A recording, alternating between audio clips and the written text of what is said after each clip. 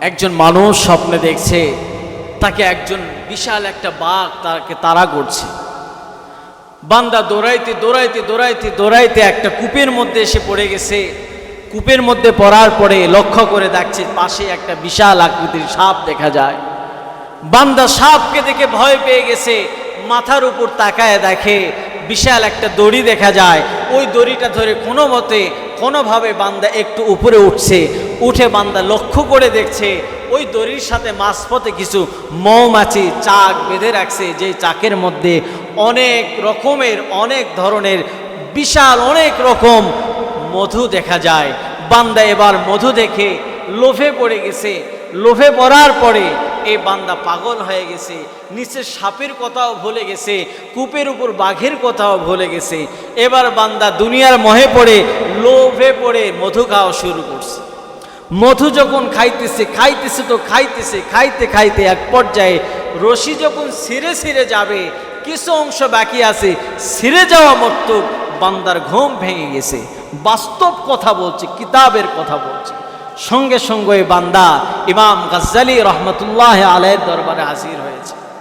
ইমাম গাজ্জালি ৫ম শতাব্দীর মুজাদ্দিদ ছিলেন, অনেক বড় মাপের একজন আল্লাহর বুজুর্গ ছিলেন, ওলি ছিলেন।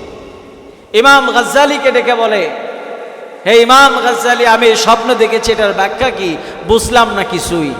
ইমাম গাজ্জালি বলে, তোমাকে যে বাঘ তাড়া করতেছিল তিনি হলেন মালাকুল মউত হযরতে আজরাইল আলাইহিস সালাতু ওয়াস সালাম। আর যে তোমাকে কূপের মধ্যে পড়ে গেছো সেটা হলো তোমার জন্য কবর। কবরের মধ্যে যে সাপ দেখতে পেয়েছো এই সাপ হলো তোমার জন্য আযাব। আর যে রশি পেয়েছো ও বান্দা, এই রশিটা তোমার হলো হায়াত। আর যে মৌমাছির চাক দেখতে পেয়েছো, মধু খেয়েছো, এই মৌমাছির চাক হলো দুনিয়া। দুনিয়ার লোভে পড়ে গেছো, লোভে পড়ে দুনিয়াকে পাগল হয়ে গেছো। এই জন্য তুমি ওই মালাকুল মউতের কথাও ভুলে গেছো। দুনিয়াতে কবরের আযাব যে হবে, এই কবরের আযাবের কথাও ভুলে গেছো। বান্দা যখন এই অবস্থা দেখতেছে, যখন রশি ধরে বান্দা ঝুলেছিল, ওই সময় বান্দা লক্ষ্য করে দেখে ওই দড়িতে দুইটা ইঁদুর, একটা কালো আর একটা সাদা ইঁদুর, তার দড়িটা কুটকুট কুটকুট করে কেটে দিচ্ছে। ইমাম গাজ্জালিকে বলেন, ওই সাদা ইঁদুর আর কালো ইঁদুরের পার্থক্য কি? ইমাম গাজ্জালি বলে, ওই সাদা ইঁদুর হলো দুনিয়া, আর কালো ইঁদুর হলো রাত, আর সাদা ইঁদুর হলো দিন। এই দিন রাত করে বান্দা তোমার দুনিয়া চলে যাচ্ছে, তোমার সময় পার হয়ে যাচ্ছে, কিন্তু বান্দা দুনিয়াতে কিছুই করতে পারলে না। ও বান্দা, কবর তো প্রতিদিন তোমাকে ডাক দেয়, আনা বাইতুদ দুদ। ও বান্দা, আমি পোকামাকড়ের ঘর। ও বান্দা, আমি কষ্টের ঘর। ও বান্দা, আমি জাহান্নামের ঘর। আমার দরওয়াজা নাই, আমার জানালা নাই। ও বান্দা, তুমি কার জন্য দুনিয়া নিয়ে পাগল হয়ে আছো?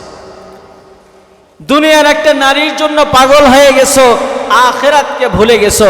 অথচ আমি আল্লাহ তাআলা তোমার জন্য এই দুনিয়াকে জান্নাতের আখিরাতের ক্ষেত স্বরূপ বানিয়ে দিলাম। বান্দা, আমি বলেছিলাম বান্দা তুমি আমার রবের দিকে আসো, কিন্তু আমি রবের গোলামি বাদ দিয়ে বান্দা তুমি দুনিয়া নিয়ে ব্যস্ত হয়েছ। ও বান্দা, এই দুনিয়া তো চিরকাল থাকবে না। বান্দা, তুমি ঘুমায় গেছো, ঘুমের ঘরে স্বপ্ন দেখছো, হাত ভর্তি টাকা, বিমানে চড়ে ঘুরছো, ঘুম ভেঙে গেল, কই তোমার টাকা, কই তোমার পয়সা? সব স্বপ্নই থেকে গেল, দুনিয়ায় থেকে গেল। দুনিয়াটাও ঠিক এরকম। ও বান্দা, তোমার চোখ যখন বন্ধ হয়ে যাবে, তুমি যখন মৃত্যুর শয্যায় চলে যাবে, তুমি তখন বুঝতে পারবা এই দুনিয়াও ছিল স্বপ্ন।